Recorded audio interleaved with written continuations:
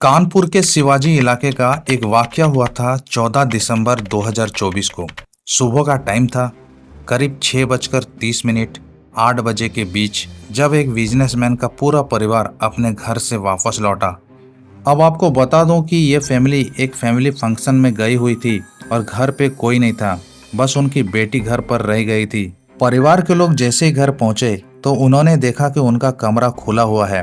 पहले तो उन्होंने सोचा कि शायद कोई इधर उधर चला गया हो, लेकिन जब उन्होंने अपनी बेटी को ढूंढा तो वो कहीं नजर नहीं आई। उन्होंने आवाज लगाई, बार बार नाम पुकारा, पर किसी भी कमरे से कोई जवाब नहीं आया। जब वो उनके कमरे में पहुंचे तो जो नजारा देखा वो उनके होश उड़ा देने के लिए काफी था। उनकी बेटी बिस्तर पर लेटी हुई थी, लेकिन उसकी सांसें नहीं चल रही थी, और सबसे चौंकाने वाली बात यह थी कि उसके शरीर पर एक भी कपड़ा नहीं था।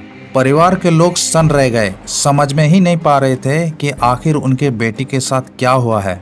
अगर ये नेचुरल मौत थी तो फिर उसके तन में कपड़े क्यों नहीं है।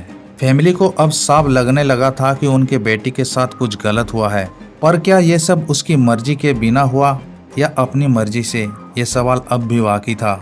दोस्तों, इस वीडियो में अगर क्लिक कर ही दिए हो तो लाइक बटन को भी क्लिक कर देना, और हो सके तो सब्सक्राइब भी कर लेना। अब सुनो आगे क्या हुआ। परिवार ने तुरंत पुलिस को फोन किया। पुलिस आई और मामला देखकर उन्हें भी महसूस हुआ कि ये कोई साधारण केस नहीं है। उन्होंने तुरंत फॉरेंसिक टीम को बुलाया। जैसे ही फॉरेंसिक टीम ने जांच शुरू की, थोड़ी देर पर उन्होंने एक टैबलेट का रैपर मिला। ये वही टैबलेट थी जो आमतौर पर लड़के अपनी इंटीमेसी के टाइम बैड परफॉर्मेंस बढ़ाने के लिए खाते हैं। ये देखकर पुलिस को थोड़ा अंदाजा होने लगा कि यहाँ क्या हुआ होगा। थोड़ी और खोजबीन में बॉडी के पास ही प्रोटेक्शन भी मिला। अब मामला काफी हद तक साफ होने लगा, लेकिन पोस्टमार्टम रिपोर्ट आने के बाद एक और चौंकाने वाली बात सामने आई। लड़की के साथ जबरदस्ती नहीं हुई थी, मतलब जो भी हुआ उसकी सहमति से हुआ था। ये बात परिवार को भी बताई गई, लेकिन उनके लिए ये मानना मुश्किल था। फिर भी पुलिस को असली सच्चाई जाननी थी। अगल बगल सीसीटीवी भी नहीं थे, तो पुलिस के पास सिर्फ एक ही रास्ता था, लड़की के कॉल रिकॉर्ड्स चेक करने पर एक लड़का का नाम सामने आया, कुलदीप कुमार उर्फ शोभित। अब पुलिस ने शोभित को पकड़ लिया। शुरू में वो कहने लगा कि मैंने कुछ नहीं किया, मैं निर्दोष हूँ, लेकिन पुलिस को पक्का यकीन था कि ये मामला उसी से जुड़ा है। रिमांड में लेने के बाद शोभित ने जो सच बताया वो सुनकर सब दंग रह गए। शोभित ने बताया कि लड़की उसकी गर्लफ्रेंड थी, दोनों लंबे समय तक मिलने का इंतजार कर रहे थे।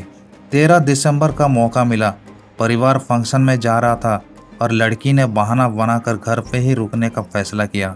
शाम को शोभित अपनी एक दोस्त से सलाह लेने गया। दोस्त ने उसे कहा कि भाई प्रोटेक्शन लेना मत भूलना, और अगर पहली बार जा रहा है तो 1-2 परफॉर्मेंस वाली गोली खा लेना। शोभित और उसका दोस्त दोनों को इन टैबलेट के साइड इफेक्ट का पता नहीं था।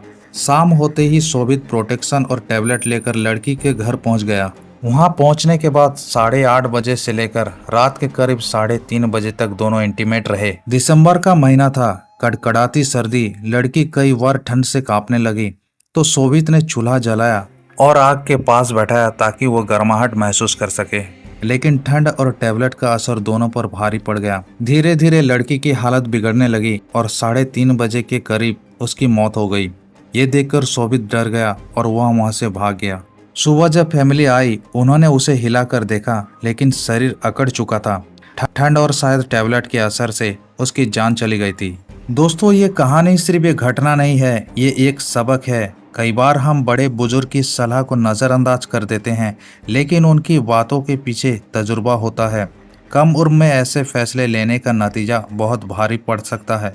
पुलिस की रिपोर्ट के मुताबिक जबरदस्ती नहीं हुई थी, लेकिन ये सच है कि अगर सही जानकारी और सावधानी होती तो शायद आज वो लड़की जिंदा होती। तो आपका क्या मानना है, इसमें गलती सिर्फ लड़की की थी या लड़की भी किसी हद तक जिम्मेदार थी? अपनी राय जरूर कमेंट पर बताएं। और दोस्तों, ऐसे ही रियल क्राइम स्टोरी देखने के लिए हमारे चैनल को सब्सक्राइब करना मत भूलें। मिलते हैं नेक्स्ट वीडियो में, तब तक के लिए थैंक यू सो मच। जय हिंद।